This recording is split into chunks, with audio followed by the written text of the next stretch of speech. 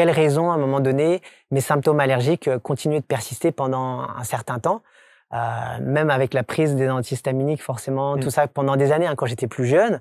Et à un moment donné, en sortir hors du corps, je me suis dit, pourquoi pas exploiter cette dimension-là qui a trait à la physiologie. Et j'ai pris tout simplement des antihistaminiques en sortir du corps. J'ai procédé 2-3 fois en sortir du corps et tous mes symptômes ont disparu. Mais non. Un petit exemple, à une époque, pour aller sur la Lune, j'ai dû m'y reprendre à 3 fois parce que je cherchais en sortir du corps un moyen de locomotion pour y aller. Donc je me baladais, j'ouvrais la porte de la maison et bon, je trouvais une sorte de mini-fusée dans le jardin, je rentrais dans la fusée, je cherchais comment je devais la piloter. Donc on voit que le mental n'est jamais très loin. Jusqu'au moment où j'ai compris que je dis mais pourquoi j'utilise pas tout simplement une technique de téléportation simple pour y aller en début d'expérience. Et en sortir du corps, je me suis téléporté directement sur la Lune. Bienvenue pour cette nouvelle rencontre sur ABC Talk et je suis très content d'accueillir, j'allais dire de les accueillir parce qu'on ne peut pas les dissocier quand on les voit quelque part, ils sont toujours tous ensemble. Mais là, on a un représentant de la famille, si je puis dire, et je suis très heureux qu'il soit là. Il s'appelle Romain Clément. Salut Romain. Salut Marc. Merci infiniment. Merci ABC Talk et pour l'invitation. Je suis très content de te recevoir parce que on va parler avec Romain de ce petit bébé-là qui est fascinant et je vais vous faire une petite confession. J'ai essayé de mettre en application ce que préconise Romain dans son ouvrage cette nuit. À 5h du matin, en espérant que par une force divine, je puisse arriver à faire ces voyages, ces fameux sorties hors du corps, que tu maîtrises. Oui, je vis l'expérience depuis beaucoup d'années. Hein. Ça a commencé avant l'âge de 10 ans déjà. Ouais.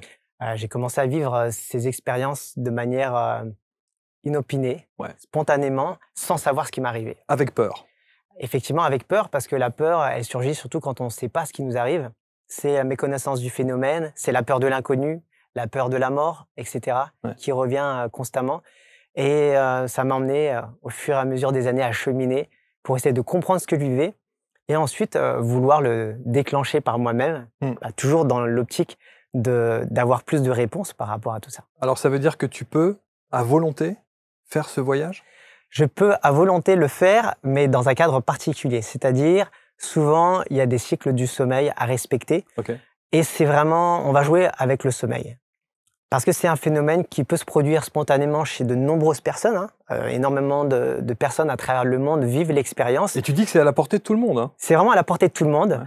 Il fut un temps, on pensait que c'était réservé à une élite. Vraiment une capacité limitée. Donc beaucoup y ont vu des dons vraiment réservés. Beaucoup se sont pris même pour des illuminés en ayant vécu l'expérience. Et aujourd'hui, moi, j'ai à cœur vraiment de démystifier l'expérience, de montrer que c'est à la portée de tous. Et effectivement, je peux le remarquer à travers les différents stages que je donne, les témoignages que je reçois également sous les vidéos, que tout un panel de personnes arrive à vivre l'expérience. Et pour ça, il faut des protocoles appropriés. Alors, Sortie hors du corps, une expérience à votre portée. Il faut lire cet ouvrage aux éditions Exergue dans la famille Très Daniel que je salue au passage et merci de leur collaboration à chaque fois. J'ai dit qu'on avait un exemplaire de la famille parce que, bien entendu, ces visages, vous les connaissez, c'est Gaïa Méditation et les frères Clément qui sont là. Ils sont, par définition, ce sont des frères, sauf qu'il y a toujours une énigme dans ses frères. Pourquoi est-ce que, capillairement parlant, il y en a un qui s'en sort mieux que les autres? Il a pris du père. J'allais dire il a pris du père, mais le père, au contraire, c'est lui qui perd. Au niveau du visage, il a pris plus du père. Stéphane, qui est au centre, c'est plus de la mère. Et les 3 derniers, on a pris des 2. Et voilà, Olivier qui est aussi derrière le projet, c'est le frère aîné. Stéphane, le deuxième, qui est vraiment à l'origine du projet, donc depuis des années, qui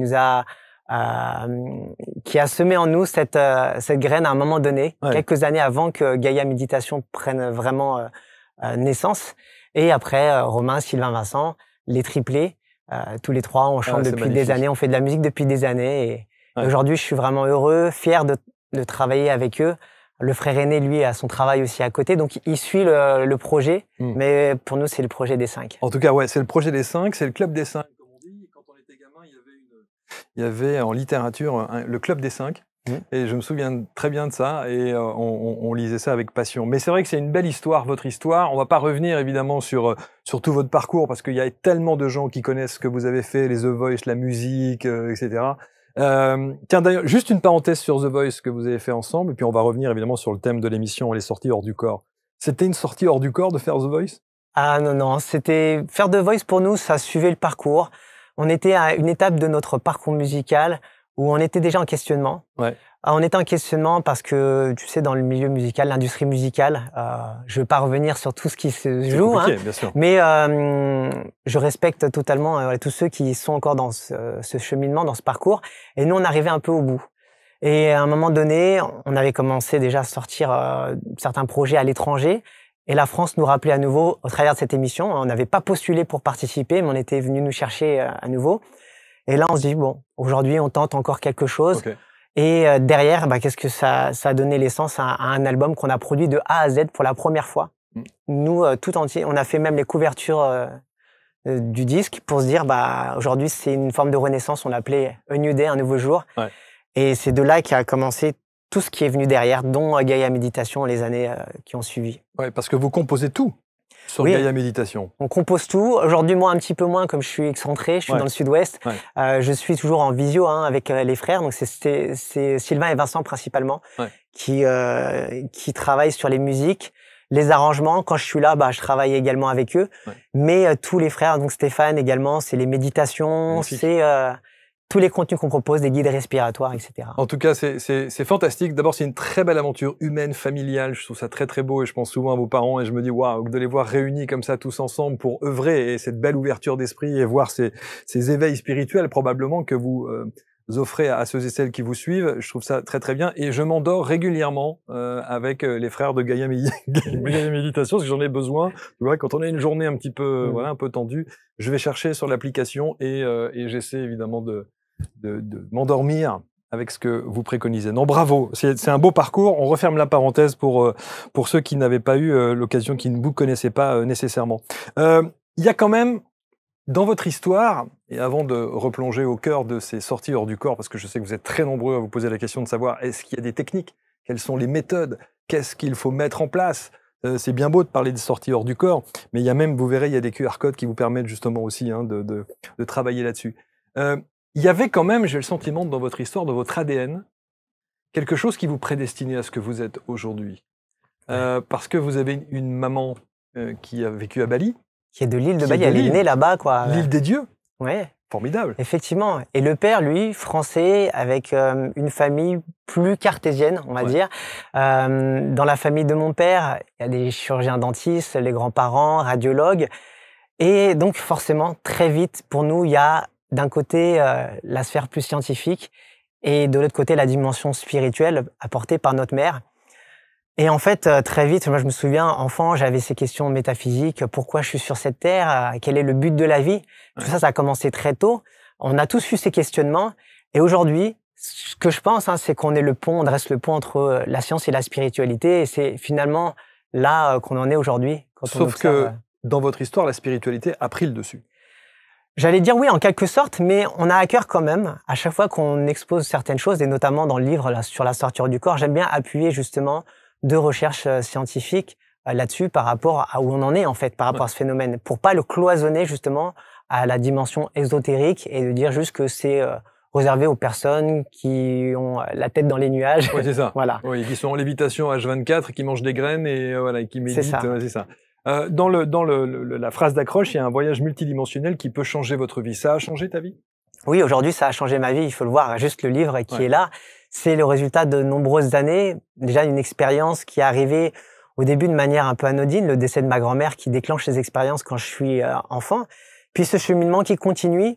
Je me retrouve à un moment donné à enfin maîtriser l'expérience par moi-même et me retrouver dans cette étape où je raconte mes expériences aux différentes personnes qui me posent des questions, les amis, l'entourage. Et plutôt que de le répéter à chaque fois à tout le monde, passer une demi-heure, une heure, je décide de faire des vidéos. Et c'est comme ça que commence vraiment ce cheminement, cette nouvelle étape, on va dire, dans le chemin. Et elle a vraiment changé ma vie parce que je pense qu'à un certain niveau, elle a aidé à transmuter de nombreuses peurs qui étaient enfouies, notamment la peur de la mort. Parce que le point de départ de cette expérience, c'était justement le décès de ma grand-mère. Le trauma, qui était presque un trauma, peut-être? C'est ça, pour moi, c'était un traumatisme. J'arrive surtout à me rendre compte aujourd'hui parce que j'ai commencé à vivre des expériences conscientes, toujours aux frontières entre la veille et le sommeil, où je me retrouvais totalement conscient mais soit un coup emprisonné dans mon corps. Ouais. Tu vois, Ouais, c'est le fameux phénomène de paralysie du sommeil, qui est une sortie du corps qui n'a pas encore abouti, qui est l'un des symptômes de la sortie du corps qu'on peut éprouver.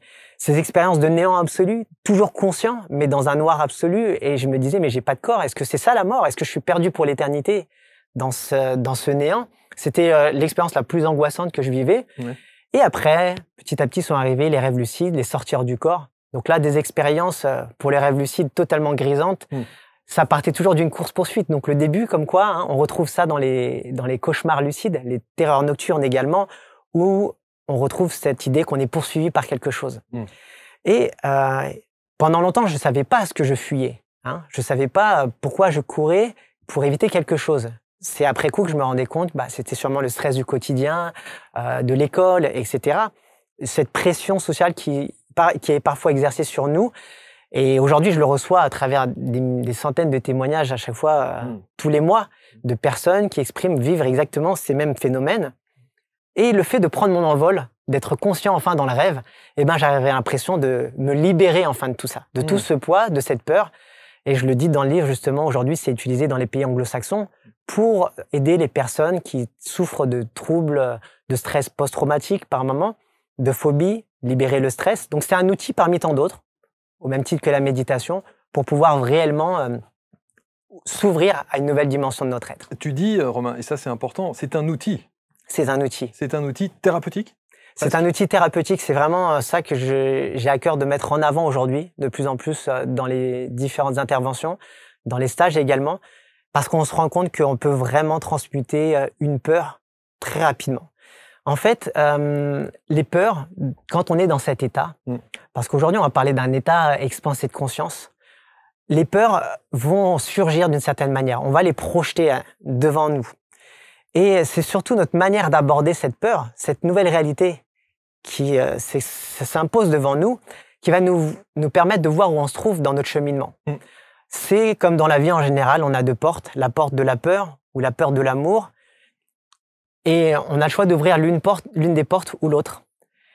Et quand on choisit d'ouvrir la peur de la peur, à ce moment-là, qu'est-ce qui se passe? On est confronté, on est submergé par tout ça, et un jour, on ouvre l'autre porte.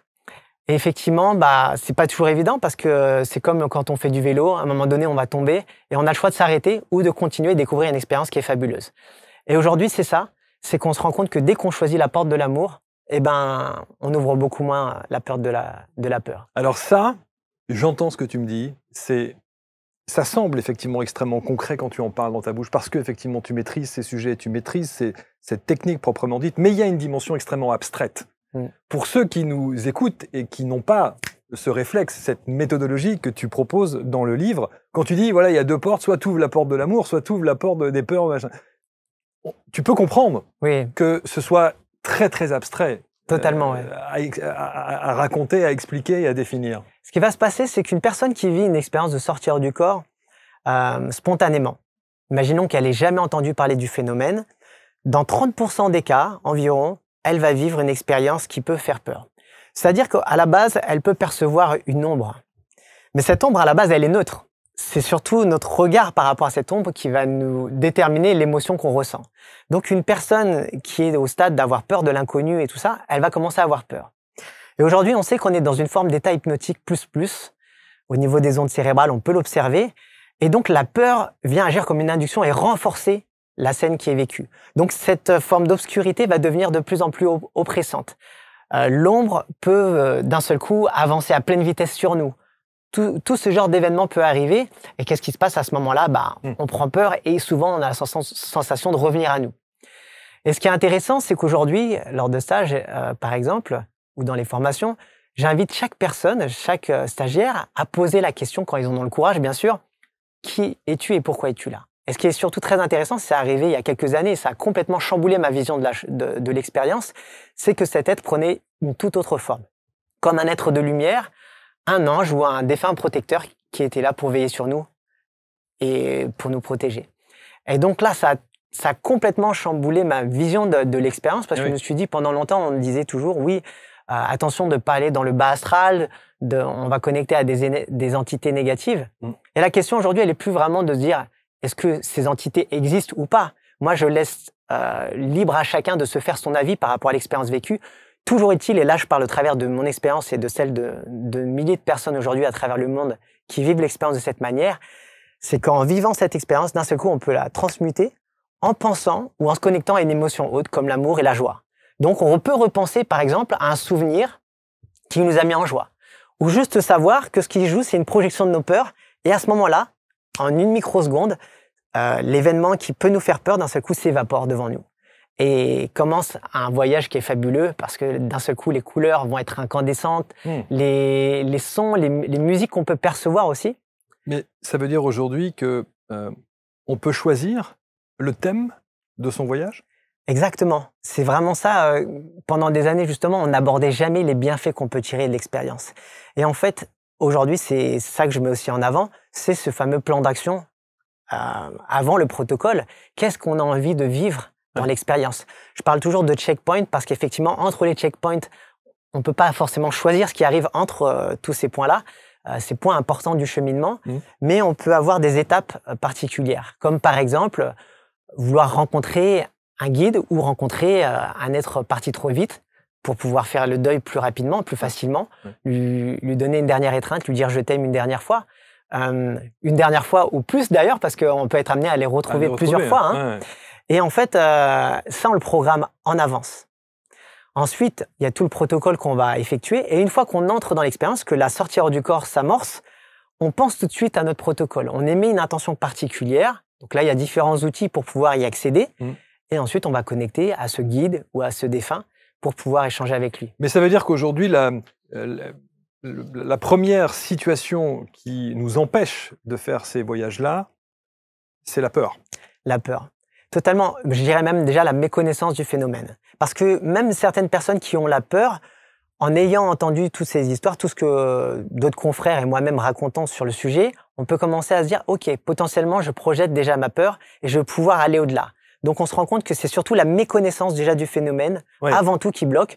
Ensuite, il y a la peur. Et ensuite, il y a la peur parce que j'imagine très très bien, il y a ceux qui ont la volonté de vouloir vivre l'expérience, qui suivent ce que tu préconises à l'intérieur de ton ouvrage. Et puis, au moment où les choses se déroulent, il y a le fameux voyage où là, on peut ressentir véritablement une peur. C'est ça. La peur de l'inconnu systématiquement. Et oui, bien sûr. Il y a des personnes qui restent au stade de semi-décorporation. Parce que dès qu'elles réalisent que là, il va se passer quelque chose de nouveau, cette peur de l'inconnu émerge et souvent, ils disent « moi, je me recouche tout de suite ». Des personnes qui arrivent à faire la sortie dans leur chambre, mais qui n'arrivent pas à aller au-delà de leur chambre. Pourquoi? Toujours, la chambre, c'est leur temple, c'est là où elles se sentent en sécurité. D'autres arrivent enfin à aller plus loin et me racontent qu'elles ont pu cheminer dans leur maison. Et ensuite, elles disent « mais j'arrive pas à passer la porte d'entrée ». C'est ça. Donc, systématiquement, on se rend compte qu'au fur et à mesure des expériences que l'on va vivre, on avance. Et bien sûr, on avance chacun à notre rythme. Ça va aussi en concordance avec ce que l'on vit dans notre quotidien et ce qu'on met en pratique aussi dans le quotidien. Les amis, j'interromps juste quelques secondes ce programme pour vous donner une information importante puisque on va se retrouver très prochainement, en novembre précisément, dans 2 villes de France pour 2 week-ends en immersion totale. Ce sera à Lyon et à Lille au mois de novembre prochain. Vous allez passer donc 48 heures, 2 fois 48 heures, puisqu'il y a 2 week-ends, avec ceux et celles que vous aurez plaisir à retrouver et qui ont une expertise. Vous allez plonger dans un voyage chamanique, par exemple, avec Frédéric Barbet. Vous allez expérimenter aussi la puissance du breathwork. Vous allez apprendre à augmenter votre taux vibratoire, notamment avec la lithothérapie. Vous découvrir aussi à travers la numérologie et puis explorer les mémoires cachées de votre transgénéalogie avec des expériences absolument incroyables. Vraiment, je vous invite à être là. D'abord, ça nous fera plaisir de vous rencontrer et puis d'expérimenter tout cela en immersion totale pendant 48 heures. Ça s'appelle les Week-ends ABC Talk. Vous retrouvez toute l'actualité de ces 2 villes, à Lyon et à Lille, sur abctalk.fr. Je compte sur vous.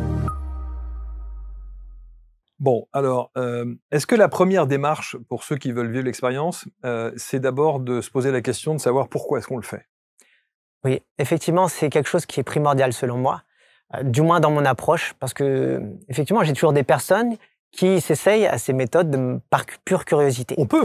Et ça marche aussi, hein. Les personnes vont vivre l'expérience. J'ai même des purs matérialistes. Hein. Ah oui. Bon, ils sont pas arrivés sur les vidéos par hasard parce que je me dis toujours, même si un algorithme, la vidéo n'est pas proposée par hasard. Bien sûr. Mais j'ai eu des messages de personnes qui disaient tout ça pour moi, c'était des sornettes. c'était de pure invention. Ouais. Et je croyais pas du tout ce que vous étiez en train de raconter. Je me suis dit à tout hasard, on sait jamais si je me réveille, je vais essayer sa technique pour voir. Et d'un seul coup, elles amorcent la sortie du corps. Parfois même 2 à 3 sorties du corps dès la première nuit.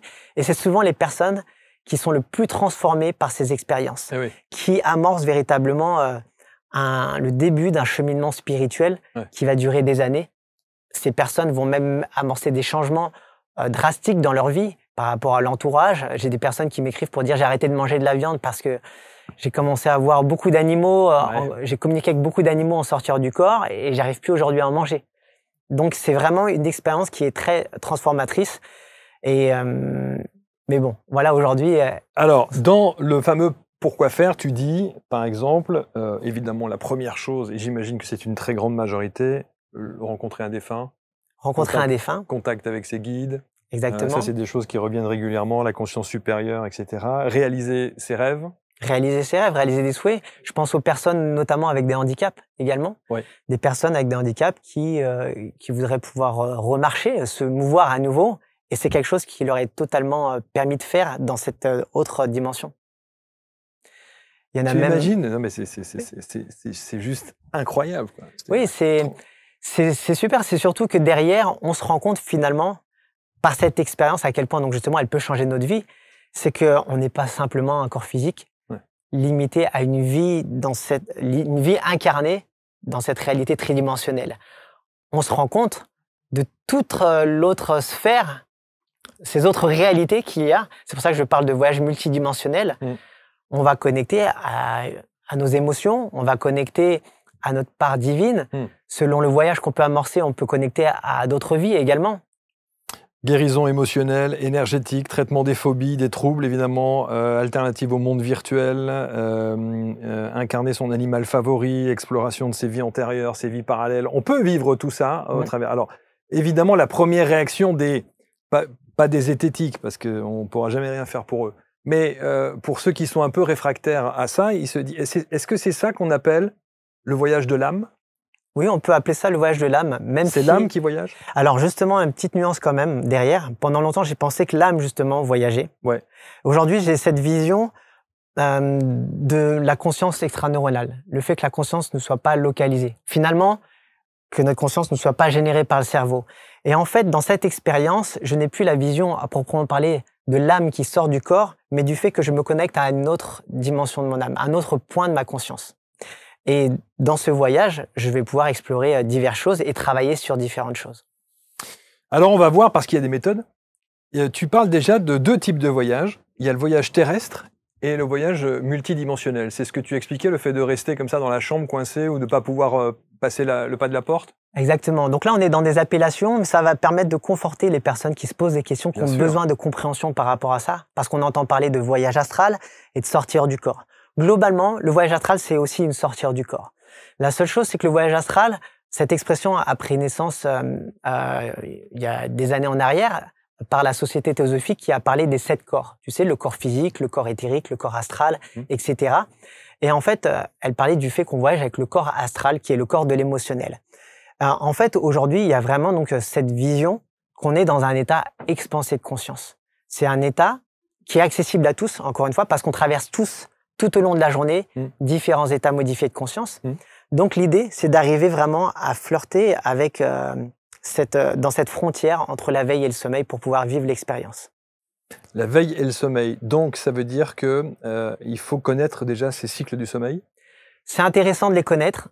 C'est intéressant de jouer avec également. Moi, je préconise un sommeil sain. Ça, on peut le voir aussi d'un point de vue statistique que les personnes qui ont de gros troubles du sommeil peuvent vivre l'expérience. Et là, ça va être le manque de sommeil qui va les empêcher qui va leur faire vivre l'expérience, mais elles vont souvent avoir plus de difficultés à contrôler l'expérience qu'elles vivent. Et moi, au contraire, je préconise d'allonger les phases de sommeil pour pouvoir vivre plus l'expérience. Donc les gens qui dorment 4 heures par nuit et à qui ça suffit ? Si on dort 4 heures par nuit, le protocole, il va falloir l'ajuster. Et c'est vraiment aujourd'hui quelque chose que je remarque parce que dans le livre, je parle d'un protocole. Je fais une généralité par rapport aux heures, mais ensuite, il faut jouer avec les curseurs, donc par rapport au sommeil. Si on dort moins de temps dans la nuit, comment utiliser nos phases de réveil pour pouvoir amorcer les techniques ? Il y a une question que les gens se posent aussi, et moi le premier, c'est de se dire quelle différence y a-t-il entre le fait d'avoir véritablement fait une sortie hors du corps et un rêve? La différence entre la sortie hors du corps et le rêve. Alors aujourd'hui, moi je parle vraiment de deux portes d'entrée. La porte d'entrée par le rêve, par le sommeil. Donc on est endormi, on est en train de faire un rêve classique, un rêve ordinaire. On le sait, l'univers onirique est très changeant. Et d'un seul coup, on prend conscience qu'on est dans le rêve. Donc là, on entre dans ce qu'on appelle l'état de phase par la porte du rêve, par le sommeil. Ensuite, il y a la sortie hors du corps. On a vraiment cette sensation d'être réveillé. C'est vraiment la nuance dans le point de départ. Je me dis, littéralement, je suis debout dans ma chambre, par exemple. J'ai l'impression d'y être physiquement, à ce moment-là. Donc, le décor, bien souvent, il est très similaire à l'environnement connu, avec des détails qui changent. Comme les personnes qui me disent, mais je comprends pas, j'ai fait la vaisselle dans la cuisine. Et là, ça m'a fait bugger parce que je me dis, mais la vaisselle d'hier soir, elle y est encore. Donc, c'est vraiment la nuance à ce niveau-là. Maintenant, au niveau de cet état expansé de conscience que l'on vit, avec des techniques qu'on appelle des techniques d'approfondissement, on va pouvoir arriver à un même stade.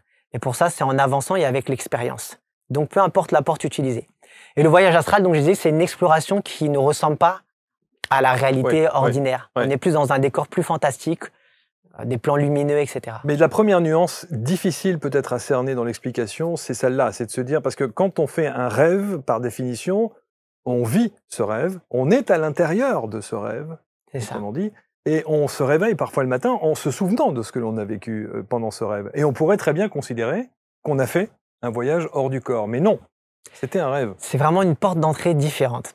La porte d'entrée différente. C'est en fonction du niveau de lucidité qu'on va atteindre, du niveau de conscience qu'on cherche à atteindre, qu'on va réussir à sortir en fait du domaine du rêve.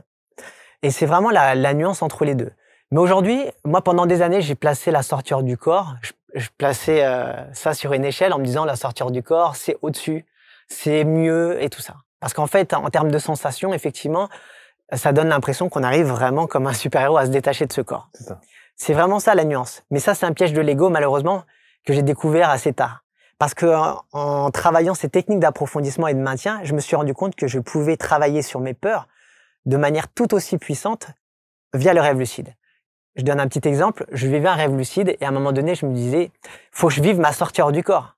J'étais conscient, je me dis, je matérialise une porte devant moi et je prononce cette intention. En ouvrant la porte, je me réveille et je fais ma sortie hors du corps. Je faisais ma sortie hors du corps dès le réveil. La difficulté, c'est qu'en fait, je perdais un temps précieux pour pouvoir réaliser tout un tas de choses que j'aurais pu réaliser à partir du rêve lucide. Et aujourd'hui, je me rends compte par rapport à mes diverses expériences. Et pour ça, ça demande juste vraiment de monter dans le niveau de conscience, de lucidité, quand on y arrive à partir du rêve lucide. Parce qu'il est beaucoup plus instable, en fait. C'est vraiment la difficulté par rapport au rêve lucide. Ouais. On n'est jamais très loin du sommeil et le risque de replonger dans un rêve classique et ordinaire. La frontière, elle est mince. Hein. Elle est vraiment très mince. Ouais. Et je dirais même qu'elle est pas si éloignée que ça par rapport aux expériences de mort imminente. Alors je m'exprime, je dis bien que c'est une autre expérience encore, hein, l'expérience de mort imminente. Ouais. Souvent je dis qu'elle est en bout de chaîne, mais on nous a demandé, moi et d'autres expérienceurs, dans un programme de recherche, de simuler, d'essayer de vivre une expérience de mort imminente, c'est-à-dire une expérience qui serait classée en expérience de mort imminente par rapport à la fameuse échelle de Grayson. Tu sais, on attribue des points en fonction des symptômes vécus lors de cette expérience. Et on est pas loin de 70% des expérienceurs à avoir vécu une expérience qui serait cataloguée comme une expérience de mort imminente. Donc, ça fait une nuance. Maintenant, je dis pas que c'est la même expérience, mais vraiment, il y a des choses pour moi, il y a vraiment un continuum entre tous ces états. Alors, quelques petites techniques, parce que les gens vont se dire comment on fait d'abord lisez le livre, hein, déjà et d'une. Vous voyez, regardez il y a des QR codes à l'intérieur qui vous permettent de suivre tout cet apprentissage. C'est un apprentissage. C'est un apprentissage. C'est la répétition de l'exercice qui fait que. Il y a la répétition de l'exercice. Alors, il y a des personnes, en ayant lu le protocole une fois, qui vont vivre l'expérience 2-3 fois dès le premier soir, et d'autres qui vont mettre une semaine, d'autres 2 semaines. Ça dépend vraiment des personnes. Et d'autres jamais. Ce qui est super intéressant, c'est qu'il y a des personnes qui vont méditer toute leur vie et qui vont avoir des difficultés pour vivre l'expérience, et d'autres qui n'ont jamais médité de leur vie et qui vont vivre l'expérience sans problème. Donc, on remarque quelque chose. C'est vraiment que des fois, il y a une forme de conditionnement. Ouais. Quand on a entendu beaucoup d'histoires là-dessus, qu'on se fait une idée que c'est quelque chose de difficile à atteindre, etc., on remarque qu'on s'est créé nos croyances limitantes et nos propres limites. Donc, ça veut dire que c'est pas nécessaire d'être un Bouddha pour vivre cette expérience Exactement. et faire c'est plus que ce qu'on va vivre une fois qu'on est dans la sortie du corps, qui peut être teinté effectivement du niveau. Alors, déjà, dans les techniques, moi, j'ai bien aimé le aller se coucher vers 23h. Ouais. Ça, c'est bien.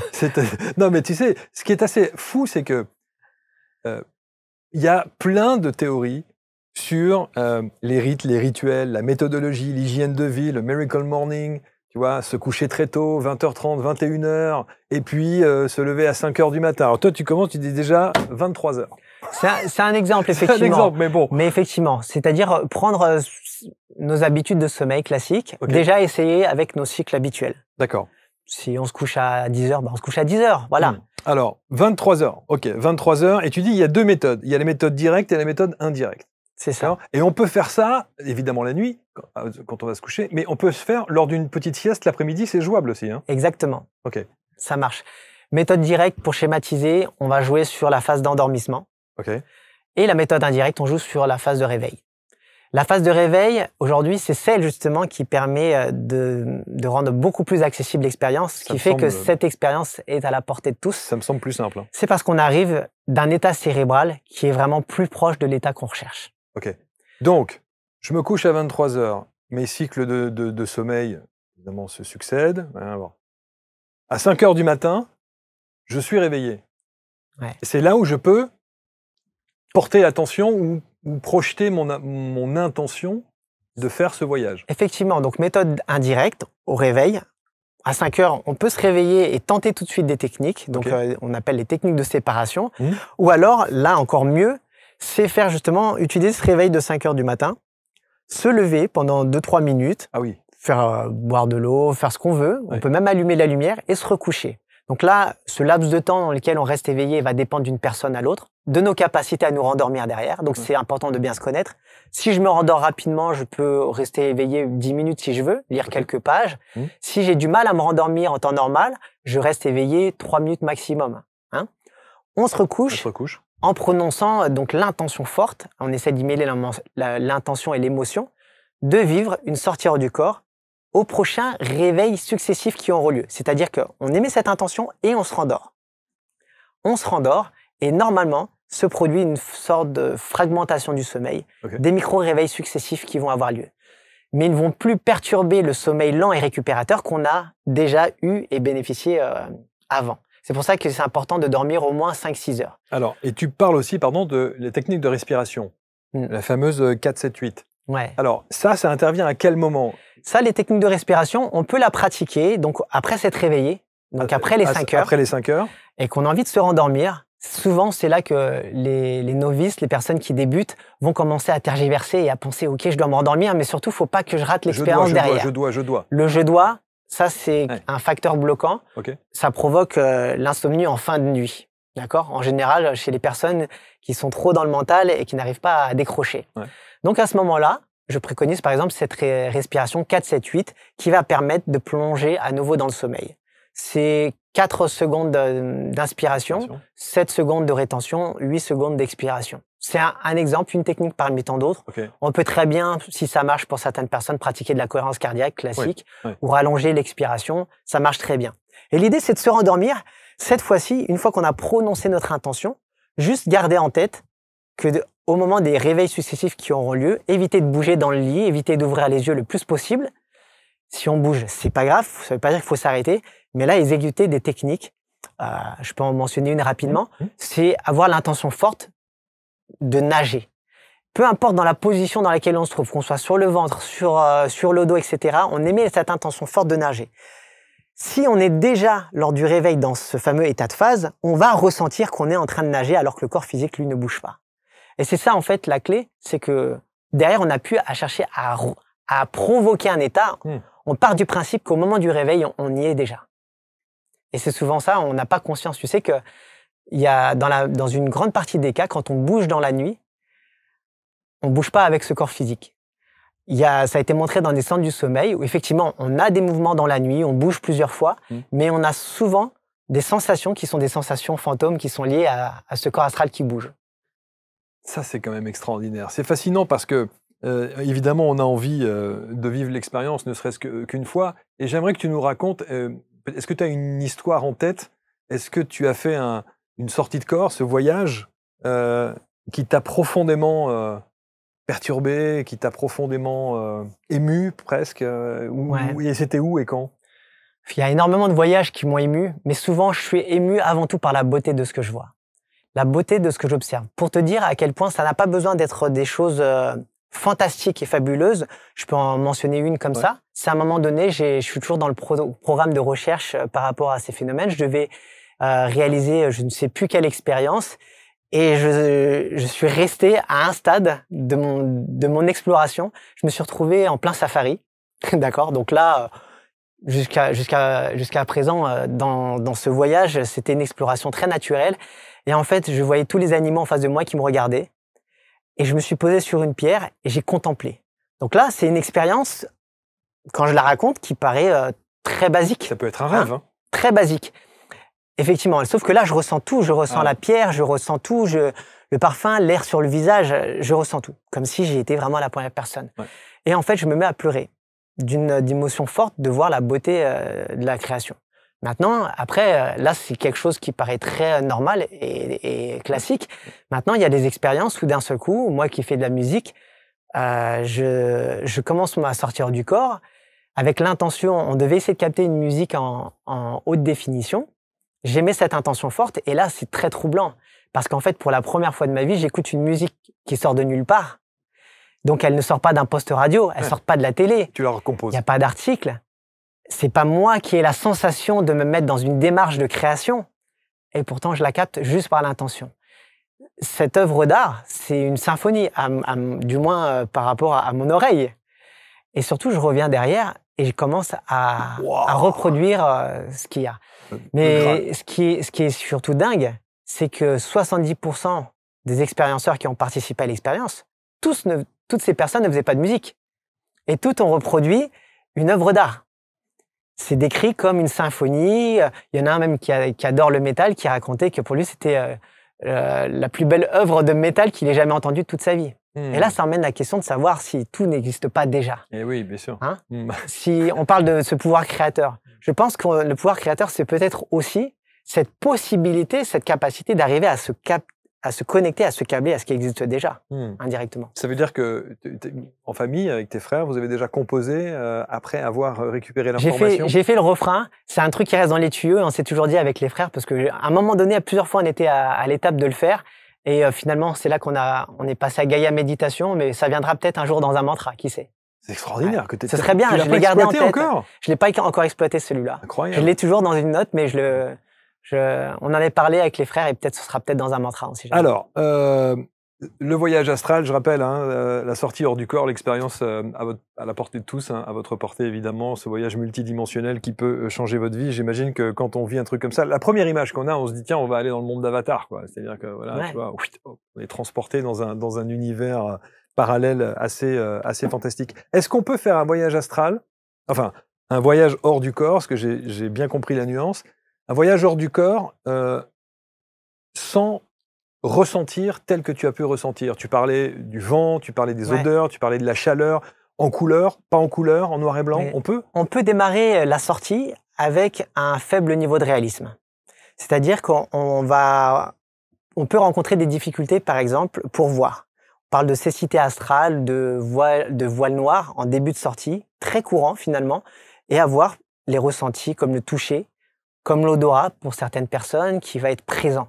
Et c'est au fur et à mesure de l'expérience, en fonction de notre capacité à approfondir, qu'on peut augmenter les réalismes et obtenir un hyper-réalisme, passer de 80% par rapport à la réalité ordinaire à 120, 130, 140%. Et effectivement, donc c'est courant d'avoir juste une partie de la sphère sensorielle qui est activée au début d'expérience. Est-ce que lorsque tu avais un doute, lorsque dans ta vie il y avait des questionnements, tu es allé chercher la réponse en faisant un voyage? Ma première étape, c'est pas par la sortie du corps. Première étape, quand j'ai quelque chose comme ça, je me pose en méditation. Okay. Finalement, c'est quelque chose qui reste... c'est pareil, je veux pas classifier l'expérience comme comme l'expérience ultime à obtenir, à vivre. Comme je te disais, c'est un outil. Oui, l'outil le plus accessible, ça reste la méditation pour moi. Oui, c'est ça. Et je peux me poser en journée avant de dormir. Par contre, systématiquement, maintenant, quand j'ai un questionnement, je pose même la question avant de m'endormir, en accueillant même l'expérience. C'est-à-dire, même si j'ai pas l'intention de vivre une sortie du corps, je pose l'intention, quoi qu'il arrive, avant de me coucher. Et elle peut arriver dans un rêve classique, en rêve lucide, en sortir du corps, sans que je l'ai programmé. C'est quelque chose... Et après, en sortir du corps, effectivement, ça m'est arrivé de travailler sur certains aspects. Comme pour quelles raisons, à un moment donné, mes symptômes allergiques continuaient de persister pendant un certain temps, même avec la prise des antihistaminiques, forcément, tout ça pendant des années, quand j'étais plus jeune. Et à un moment donné, en sortir hors du corps, je me suis dit, pourquoi pas exploiter cette dimension-là, qui a trait à la physiologie, et j'ai pris tout simplement des antihistaminiques en sortir du corps. J'ai procédé 2-3 fois en sortir du corps et tous mes symptômes ont disparu. Mais non. Si. Pendant 1 an et demi, jusqu'à ce qu'ils réapparaissent petit à petit. Et là, plutôt que à tout prix de reproduire cette expérience, je me suis plutôt intéressé aux causes profondes. Qu'est-ce qui fait que ça revient? Parce qu'à un moment donné, si ça revient, c'est qu'il y a un message aussi à comprendre et à conscientiser. Donc j'ai joué sur l'alimentation. Globalement, très souvent, c'est le sommeil. Dès que je manque de sommeil, dès que je suis plus stressé. Mais ce qui a été très, très... assez incroyable au début, c'est ça. C'est vraiment de se rendre compte que d'une sortie, à partir de la sortie hors du corps, j'ai provoqué cet état. Alors on sait combien que dans la famille Clément, la musique est importante. Tu préconises aussi d'être accompagné avec de la musique. Tu as mis des QR codes dans les livres qui permettent de choisir peut-être des musiques pour s'aider. Oui, on a créé avec les frères une musique subliminale. Je ne sais pas si ça te parle, le concept de musique subliminale, donc avec des messages enregistrés en dessous du seuil de l'audition de l'oreille humaine, qui vont agir directement sur le subconscient. L'idée, c'est de se reprogrammer notre subconscient par rapport aux divers blocages qu'on pourrait avoir qui nous empêchent de vivre l'expérience. Comme, par exemple, message conscient, je vais vivre l'expérience de sortir du corps. Message dans notre programme, c'est tu n'es pas capable de vivre cette expérience. Où cette expérience n'est pas à ta portée, tu vois. Et l'idée, c'est qu'à travers l'écoute de ces messages, on peut l'écouter n'importe quand dans le quotidien, en méditation, par exemple, ce message va venir s'engrammer dans le subconscient pour se reconditionner à vivre l'expérience plus facilement. Il y a les QR codes pour que vous puissiez tomber directement sur ces musiques dites subliminales. Alors, à ne pas faire, parce que est-ce qu'on peut craindre quelque chose quand on fait ce genre d'expérience et tu dis qu'il y a des choses qui... C'est pas la peine de s'obstiner tous les jours, à se dire « mince, ça n'a pas fonctionné aujourd'hui, je vais y aller demain, et puis encore après-demain, et puis le surlendemain, etc. » Ça, on évite. Le piège, déjà, c'est de vouloir s'obstiner à tout prix à vivre l'expérience quand on a des difficultés, qu'on ne comprend pas pourquoi. Typiquement, je pense aux personnes qui vont flinguer leur cycle du sommeil parce qu'elles s'obstinent à vouloir vivre l'expérience, mais elles n'ont pas saisi qu'il y avait peut-être un détail. Par exemple, il y a des personnes qui n'ont pas fait l'exercice en journée. Je propose aussi, avec le QR code, un protocole à effectuer au moins une fois en journée, au moins une fois. Cet exercice, il dure 20 minutes maximum. Et des personnes que je rencontre en stage qui disent qu'elles n'ont pas réussi, qu'elles ont eu du mal pour dormir, mais elles n'ont jamais fait l'exercice au moins une fois. Alors que c'est une des clés. Travailler l'automatisme pour pouvoir le faire facilement la nuit. Et si on saute cette étape, on n'a pas saisi le protocole dans son ensemble. Et là, effectivement, ça devient un piège. Donc, des personnes qui s'obstinent tous les soirs, qui perdent aussi cette âme d'enfant, de prendre plaisir dans les actions qu'elles vont effectuer. Parce qu'on doit voir ça avant tout même comme un jeu, quelque part. Retrouver plaisir dans les actions qu'on fait, et pas juste comme un devoir, comme quelque chose qu'on nous oblige de faire. Surtout pas. Ou une dépendance. Ou une dépendance chez certains, mais souvent, cette dépendance de tenter, c'est pour les personnes qui ne l'ont même pas encore vécu. Et c'est là que c'est un gros piège, parce qu'en fait, derrière, comme je le disais, si vous voulez, dans ce cas-là, obtenir des informations pour vous dans votre vie, que vous n'arrivez pas comme ça, perdez pas votre temps là-dessus, posez-vous et méditez, par exemple. La sortie hors du corps, le piège, c'est aussi, derrière, de toujours se limiter à nos observations classiques de la réalité. C'est se dire, d'habitude, je veux obtenir une réponse d'un ange. Cet ange, il doit avoir des ailes dans ma conception. Je suis enfin en sortie et j'ai un message d'un guide ou d'un ange qui arrive. Mais au lieu de prendre le message tel quel, et pourtant il vibre en nous, on se dit, cet être, il n'avait pas des ailes, donc c'est pas un ange. Ça, c'est encore une fois un piège du mental. Ça. Mais autre piège aussi, c'est de se dire que l'intention qu'on porte et le message que l'on souhaite recevoir, on peut très bien réussir à faire une sortie du corps et vivre complètement autre chose que ce que l'on a souhaité et demandé. Exactement. Ça fait partie de l'exploration. Encore une fois, c'est vraiment une exploration de soi en quelque sorte, et accepter aussi que la sortie du corps, c'est enfin une bonne fois pour toutes que c'est avant tout des expériences fabuleuses à vivre, parce que on n'entend que les histoires attention, il faut éviter, tu vas te faire posséder, etc. Aujourd'hui, ça se saurait si tous mes stagiaires aujourd'hui ressortaient possédés, etc. Non, vraiment, j'insiste vraiment là-dessus. C'est une expérience qui est utilisée d'un point de vue thérapeutique dans les pays anglo-saxons. En France, on est en retard. Donc, il y a vraiment quelque chose qu'on peut travailler là-dessus. Donc, se détacher de tout ça, et aussi, par contre, effectivement, accueillir quand c'est quelque chose comme ça qui arrive, se dire, effectivement, mais donner une possibilité de transmuter une peur profonde ou un traumatisme, et que je le transmute ou pas, ça indique juste au stade où j'en suis dans ma vie, dans mon cheminement, sans aucun jugement. Ne pas utiliser la méthode indirecte tous les jours, ne pas trop s'entraîner en permanence, c'est-à-dire 3 fois par semaine, grand max. Oui, quand on débute, c'est vraiment comme ça. Après, on peut le vivre plusieurs fois. Oui, c'est ça, absolument. Quand on se réveille, ne pas bouger ni ouvrir les yeux. Voilà, ça c'est effectivement, c'est essayer de développer cette aptitude de ne pas bouger au début. Maintenant, si on bouge, c'est pas grave. C'est juste que ça retarde un peu la sortie de quelques secondes si on continue les protocoles. Faire moins de 4 cycles?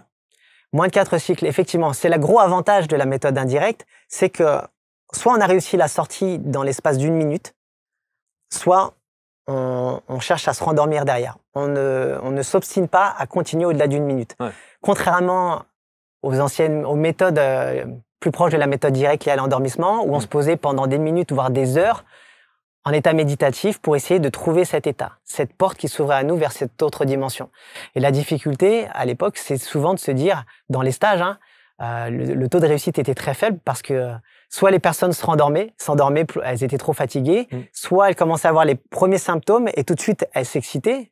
Et l'excès d'enthousiasme les ramenait à l'état d'éveil normal. Et c'était difficile de trouver des personnes qui allaient vivre cet état. Alors qu'aujourd'hui, en 1 minute, même pas, on a vécu l'expérience ou on l'a pas vécu. Ça s'arrête là. C'est ça. Est-ce que tu prends toujours autant de plaisir à faire Je prends toujours autant de plaisir. Par contre, aujourd'hui, je ne cherche pas à la vivre à chaque fois. J'attends vraiment le moment où j'ai un questionnement particulier pour me dire je me programme. Je parle vraiment de le vivre délibérément. Parce que ça m'arrive de faire des sorties non délibérées encore. Mais ça veut dire quoi? Ça veut dire qu'un soir, avant de te coucher, tu te dis tiens, voilà. Je vais me faire une petite sortie hors du corps, effectivement. C'est extraordinaire. Voilà, ça. Exactement. Là, ce soir, je le fais, j'ai mon protocole. Alors aujourd'hui, j'ai plus besoin. À un moment donné, au début, pareil, je mettais un réveil particulier au bout de 5 heures de sommeil. Ça, c'est pour être sûr de me réveiller. Aujourd'hui, quand je suis dans une phase, par exemple, où je suis fatigué, je mets pas de réveil. C'est-à-dire que soit j'ai un réveil naturel, un micro-réveil dans la nuit, et j'utilise ce micro-réveil pour faire la sortie du corps. Sinon, je le fais pas. Ça veut dire que si j'ai dormi, j'apporte plus d'importance à ma santé, mon sommeil, à tout ça, plutôt que de vivre à tout prix la sortie. Tu as parlé tout à l'heure en début d'émission de la paralysie du sommeil. Ça, c'est un phénomène dont on entend beaucoup parler, qui est effrayant. Parce que la situation, les gens vivent ça, c'est le côté musculaire où on est complètement tétanisé. Comment est-ce que tu peux l'expliquer, ça? Merci de parler de la paralysie du sommeil parce que c'est un phénomène qui est très courant finalement. 30% de la population l'a vécu au moins une fois. C'est quand même énorme. 8% à peu près le vivent de manière régulière. Et chez les étudiants, c'est pas loin de 20%. C'est lié au stress, souvent, lié à l'anxiété, aux horaires du sommeil. Dès que d'un seul coup, on passe d'une habitude du sommeil à une autre. Donc, chez les étudiants, typiquement, elles vont se coucher avant d'arriver à la fac, par exemple, on a l'habitude de se coucher à telle ou telle heure. Et d'un seul coup, on arrive à la fac, donc les devoirs, on travaille de plus en plus tard, on va aussi en soirée, etc. Et on commence à perturber nos cycles du sommeil. À ce moment-là, on peut éprouver des paralysies du sommeil qui peuvent surgir, liées aussi à l'anxiété de qu'est-ce qu'on va faire après nos études, à toutes ces choses-là, en fait. Donc aujourd'hui, dès que cette expérience se déclenche, pour résumer, les personnes qui n'ont jamais entendu parler de ce phénomène, on se retrouve paralysé, donc soit à l'endormissement, soit au réveil, mais totalement conscient dans notre enveloppe de chair. Et la difficulté, c'est que la peur, je l'ai dit tout à l'heure, l'état hypnotique est là. On vient renforcer cette expérience et on vient renforcer cette paralysie. Par moment, on va même voir ce qu'on appelle des intrus aux abords du lit qui arrive, ça nous fait encore plus peur, etc. Alors qu'il n'y a aucun danger. Alors qu'il n'y a pas de danger. Cette paralysie, elle est physiologiquement naturelle. C'est-à-dire que le corps, dans la phase de sommeil paradoxal, se met naturellement en paralysie pour éviter quoi? Éviter une crise de somnambulisme. Si dans ton rêve, tu te lèves, tu veux passer par la fenêtre, si ce mécanisme n'est pas en marche, qu'est-ce qui se passe? Le corps se lève et il va faire toutes les actions. C'est uniquement pour ça? C'est lié au somnambulisme, hein, tout ça. Hein. Il y a vraiment un lien avec tous ces états. Donc la paralysie est là. Seulement, on se réveille, on a encore une grande partie du cerveau qui est plongée dans ce sommeil paradoxal, et là, il y a un bug qui se produit. C'est qu'au lieu que notre conscience soit déjà dans cette autre exploration, elle est encore centrée sur le corps physique. Et ce corps, lui, est paralysé pendant quelques secondes, et là, à ce moment-là, la panique s'installe. Donc, une des clés, c'est que si on est dans cet état hypnotique et que la peur renforce la peur, première clé, se relaxer. Et moi, je préconise la respiration.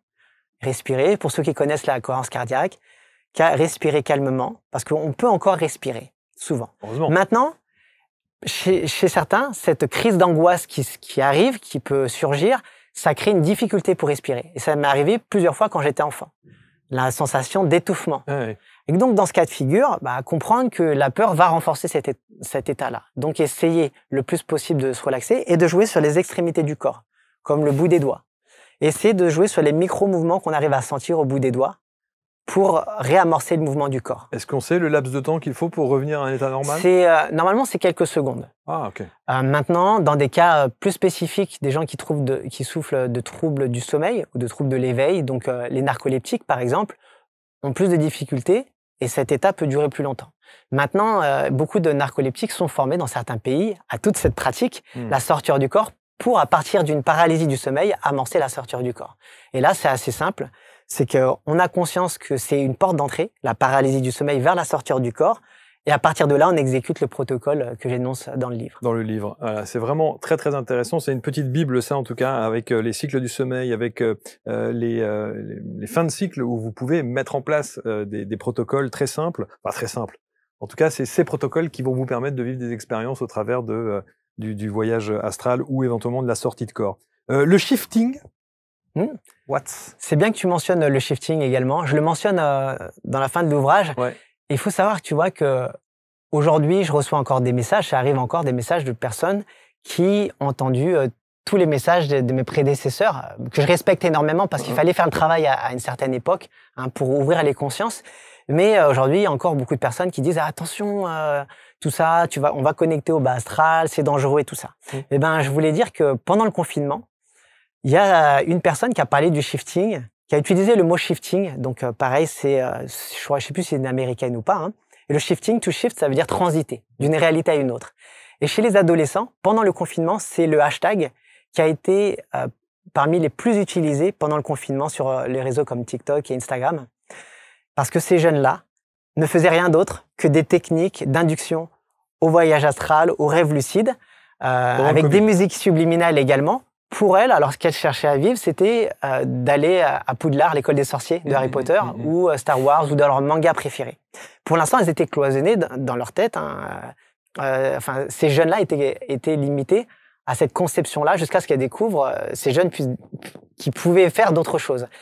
Et en fait, je tenais à informer tout le monde que quoi qu'on le veuille ou non, les générations qui arrivent, énormément sont déjà ouverts à tous ces sujets et le vivent. Et ça se serait encore une fois si des millions de jeunes étaient prisonniers dans l'astral, etc. Est-ce que toutes tes intentions avant de vouloir faire un voyage sont des intentions réalistes ou est-ce que tu as demandé des trucs improbables? Là, tu parlais d'Harry Potter ou d'autres mondes ou d'autres dimensions. Je me suis amusé d'aller sur d'autres planètes, donc voir des extraterrestres, tout ça. Donc ça, c'est des choses que j'arrive à faire en sortir du corps. Je me rends compte également et là c'est propre à chacun, on voit où on en est par rapport à nos blocages, à nos croyances limitantes. Par exemple, un petit exemple, à une époque, pour aller sur la Lune, j'ai dû m'y reprendre à 3 fois parce que je cherchais à en sortir du corps un moyen de locomotion pour y aller. Donc je me baladais, j'ouvrais la porte de la maison et je trouvais une sorte de mini-fusée dans le jardin, je rentrais dans la fusée, je cherchais comment je devais la piloter. Donc on voit que le mental n'est jamais très loin.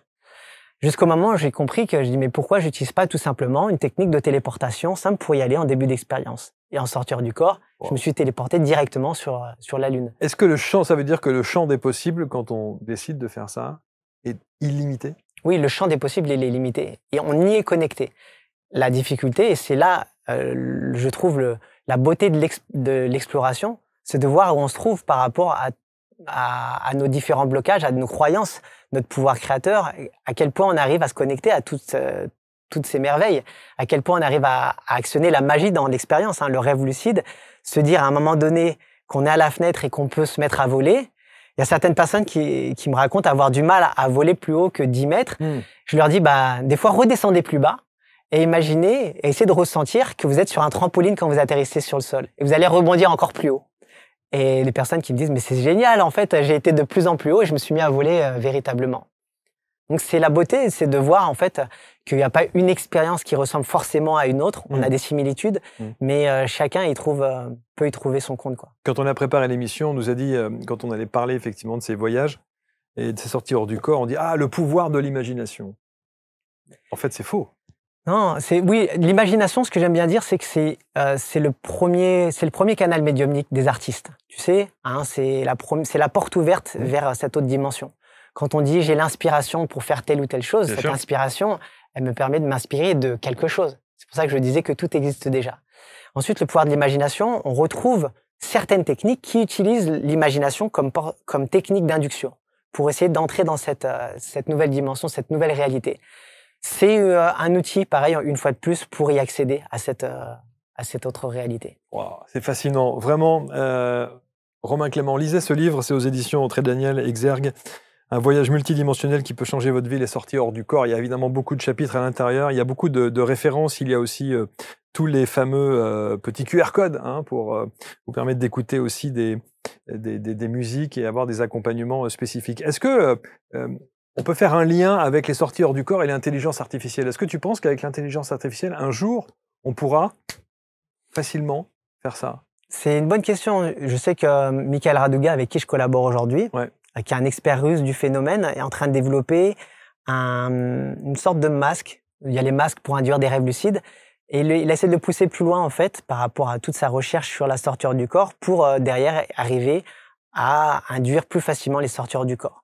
Donc c'est intéressant. Il utilise aussi l'intelligence artificielle dans une application pour essayer d'interpréter la symbolique de nos différents rêves, etc.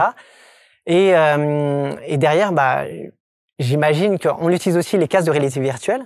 Donc certains chercheurs dans le domaine utilisent des casques de réalité virtuelle pour essayer d'observer en fait à quel point les personnes arrivaient à se mouvoir dans un environnement qu'elles ne connaissent pas et voir les similitudes. Donc on commence à utiliser de la technologie.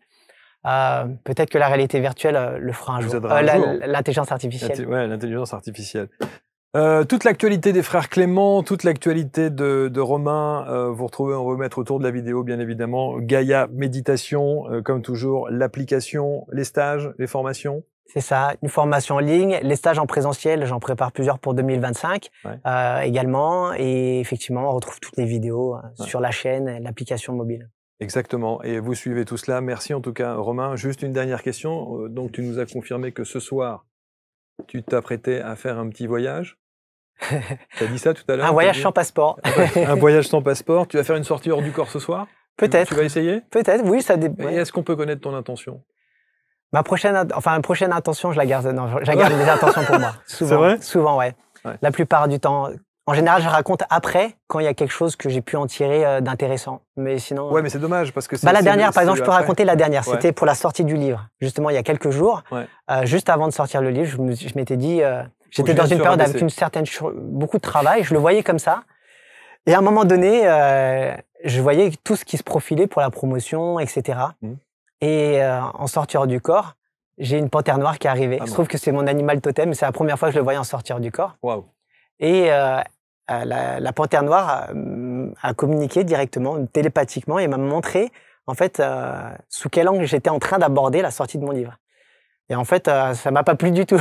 C'est vrai? Oui, je me rendais compte que j'étais pas dans la reconnaissance, dans la gratitude de ce qui arrivait, de ce que j'avais mis en place. Tout ça parce que j'étais dans une posture où je me trouvais submergé par tout ce que je faisais. Donc ça veut dire que ce que l'on vit, ce que l'on perçoit pendant un voyage hors du corps, attention, il ne faut pas le calquer dans sa vie en disant « j'ai vécu ça, donc ça veut dire ça ». Exactement. Mais surtout, la panthère noire me montrait en fait comment j'étais en train d'aborder la chose pour que moi, en fait, je réajuste. Ah oui. Mais ça a été instantané. C'est-à-dire que dès le lendemain, j'étais dans la gratitude de tout ce qui arrivait, de toutes les émissions que j'ai eu à faire. Et avant, tu n'avais pas conscience de ça? En fait, je les voyais, tu vois, elles se programmaient dans mon agenda, mais j'avais plutôt la posture de me dire, ah, je vais avoir ça en plus de tout ce que j'ai déjà. J'étais tout simplement dans ma bulle, comme on dit souvent, tu sais, quand tu es cloisonné dans ça, tu restes dans ton corps de souffrance, tu restes dans des vibrations basses. Ah ouais. Et en fait, ça m'a rappelé de me remettre dans des émotions plus hautes, d'être dans la joie, quoi. Bon, eh ben, écoute, formidable. Procurez-vous cet ouvrage.